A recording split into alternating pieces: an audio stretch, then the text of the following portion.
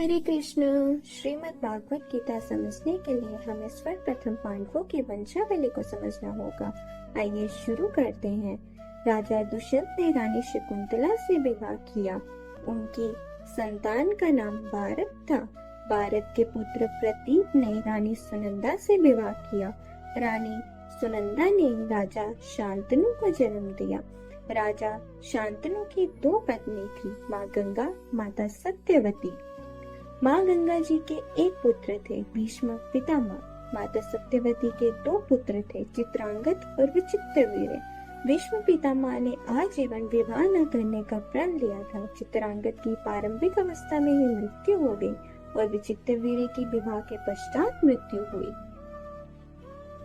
अब आगे का इतिहास जानने के लिए हम दोबारा से आते हैं राजा शांतनु पर। राजा शांतनु के 3 पुत्र थे, लेकिन भीष्म पितामह उनके बड़े पुत्र थे, परंतु वे माँ गंगा के पुत्र थे। ये देखकर माता सत्यवती के मन में मोह उत्पन्न हुआ कि भीष्म ज्येष्ठ होने के कारण युवराज बनने के योग्य है।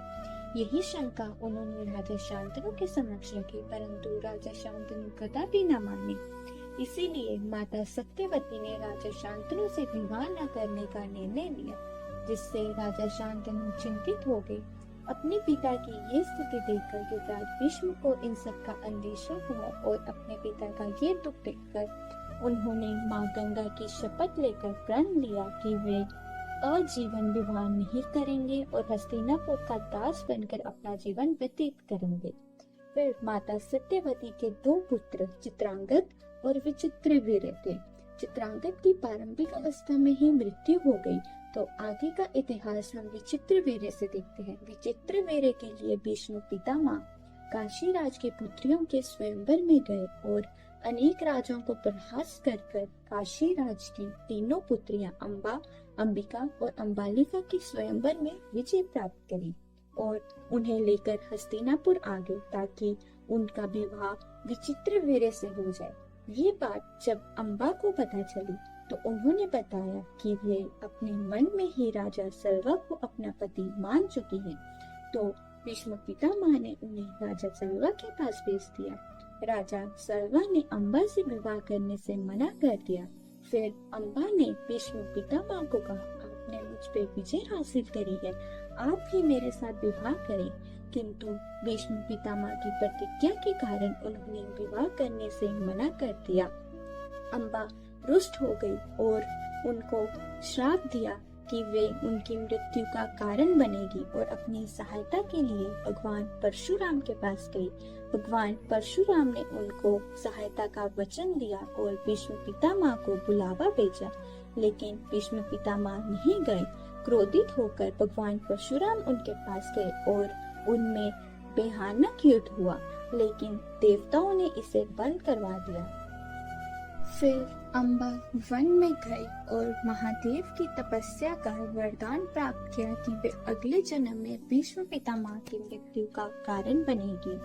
अंबा ने अगले जन्म में राजा द्रौपद के घर शिखंडनी के रूप में जन्म लिया और महाभारत के युद्ध के दौरान भीष्म की मृत्यु का कारण बनी। दूसरी ओर अंबिका और अंबालिका के साथ विचित्रवीर्य का विवाह हुआ, लेकिन उनकी कोई संतान नहीं हुई और उससे पूर्व ही विचित्रवीर्य की मृत्यु हो गई। इसके बाद वंश को आगे ले जाने के लिए माता सत्यवती ने नियोग प्रथा को अपनाया और ऋषि वेदव्यास द्वारा अंबिका और अंबालिका के पुत्र हुए, जो थे धृतराष्ट्र और पांडु। और अंबिका और अंबालिका की एक दासी थी, उससे एक पुत्र हुए जिनका नाम था विदुर। ऋषि वेदव्यास जी कौन थे, उनका माता सत्यवती के साथ क्या संबंध था, ये हम आगे की वीडियोस में जानेंगे। अभी हम धृतराष्ट्र का इतिहास जानते हैं। धृतराष्ट्र जन्म से ही नेत्रहीन थे, तो उनकी पत्नी माता गांधारी ने भी अपनी आंखों पर पट्टी बांध ली। उसके बाद धृतराष्ट्र तो नेत्रहीन थे। फिर ये निर्णय लिया गया कि पांडु ही राजा बनेंगे। पांडु का विवाह राजकुमारी कुंती से और मद्री से हुआ। वहीं माता गांधारी को ऋषि वेदव्यास जी से सुपुत्रों का वरदान मिला। फिर गांधारी का गर्भ धारण हुआ, परंतु उनको गर्भवती हुए 2 वर्ष हो गए। दूसरी ओर माता कुंती की एक संतान हो गई, जिसके बारे में हम आगे चर्चा करेंगे। फिर माता गांधारी क्रोधित हो गई और अपने गर्भ पर जोर जोर से मारने लगी, जिससे उन्होंने एक लहू के पिंड को जन्म दिया। फिर वे लहू का पिंड लेकर ऋषि वेदव्यास के पास गई और ऋषि वेदव्यास जी ने 101 कुंड तैयार करवाए और पिंड के टुकड़ों को अपनी शक्ति द्वारा उस कुंड में अर्पित किया और उन कुंड को 2 वर्ष के लिए रख दिया। और 2 वर्ष पश्चात कुंड में से सबसे पूर्व दुर्योधन का जन्म हुआ। फिर शेष पुत्रों और एक पुत्री का जन्म हुआ। इसी के साथ राजा धृतराष्ट्र के 100 पुत्र और एक पुत्री थे। वही राजा पांडु की पत्नी कुंती से उनको 3 पुत्र हुए, युधिष्ठिर, भीम, अर्जुन। और माता मद्री से 2 पुत्र हुए, नकुल और सहदेव। माता कुंती को ऋषि दुर्वासा से वरदान मिला था कि वे जिस देवता का आवाहन करेंगी उनसे उनको पुत्र मिलेंगे।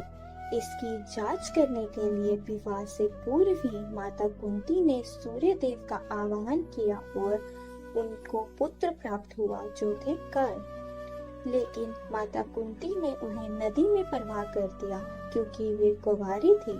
फिर नदी में बहते हुए कर्ण भीष्म पितामह के सारथी को मिले और उन्होंने कर्ण का पालन पोषण किया, बड़ा किया, इसीलिए कर्ण सूत पुत्र कहलाए। पौराणिक कथाओं के अनुसार राजा पांडु को एक हंस के जोड़े ने श्राप दिया था कि वे जब भी संग करेंगे उनकी मृत्यु हो जाएगी। इसीलिए उनको रानी कुंती और माता मद्री से जो भी पुत्र हुए वह उन्होंने देवताओं के आवाहन से ही प्राप्त किए। सर्वप्रथम युधिष्ठिर जी का जन्म हुआ। युधिष्ठिर जी धर्मराज के पुत्र थे। वह हमेशा धर्म के पथ पर चलते थे और कभी भी असत्य नहीं बोलते थे। भीम जी वायुदेव के पुत्र थे। वह बहुत ताकतवर एवं शक्तिशाली थे। अर्जुन जी इंद्रदेव के पुत्र थे, जो कि एक धनुर्धर और बहुत बड़े योद्धा थे। नकुल और सहदेव अश्विनी कुमार के पुत्र थे, जो कि एक जुड़वा भाई थे। नकुल अपने आयुर्वेदिक ज्ञान एवं सुंदरता के लिए जाने जाते थे। दूसरी ओर सहदेव त्रिकालदर्शी थे और अपनी तलवारबाजी के लिए जाने जाते थे। एक बार राजा द्रुपद ने अपनी पुत्री का स्वयंवर रचाया था, जिसमें पांडव भी गए और अर्जुन ने स्वयंवर में विजय। द्रौपदी ने माला पहनाकर अर्जुन से विवाह कर लिया और जब अर्जुन द्रौपदी सहित अपने 4 भाइयों के साथ घर आए और माता कुंती से कहा, देखो माँ, हम क्या लाए हैं। किसी कार्य में व्यस्त होने के कारण माता कुंती ने उनसे कहा, जो भी लाए हो 5 भाई बराबर बांट लो। माता कुंती को लगा कि वे कुछ खाने की चीज लाए हैं। जब माता कुंती ने बाहर आकर देखा तो उन्हें अपनी बात पर बहुत पछतावा हुआ। पौराणिक कथाओं के अनुसार द्रौपदी को पिछले जन्म में महादेव से 5 पति होने का वरदान प्राप्त हुआ था। फिर पांडु के 5 पुत्र युधिष्ठिर, भीम, अर्जुन, नकुल और सहदेव का विवाह पांचाल राज के राजा द्रुपद की कन्या द्रौपदी से हुआ और फिर द्रौपदी की 5 संतानें हुई, जो कि महाभारत के युद्ध के दौरान अश्वत्थामा द्वारा मारी गई। फिर अर्जुन जी की 2 पत्नी थी, द्रौपदी और सुभद्रा। सुभद्रा के पुत्र हुए अभिमन्यु। उनका विवाह उत्तरा से हुआ और उनका पुत्र हुआ जो था राजा परीक्षित। इसी के साथ पांडव की वंशावली यही समाप्त करते हैं। आशा है आप सबको पसंद आई होगी। और वीडियोस देखने के लिए हमारे YouTube चैनल को सब्सक्राइब करें। धन्यवाद। हर हर महादेव।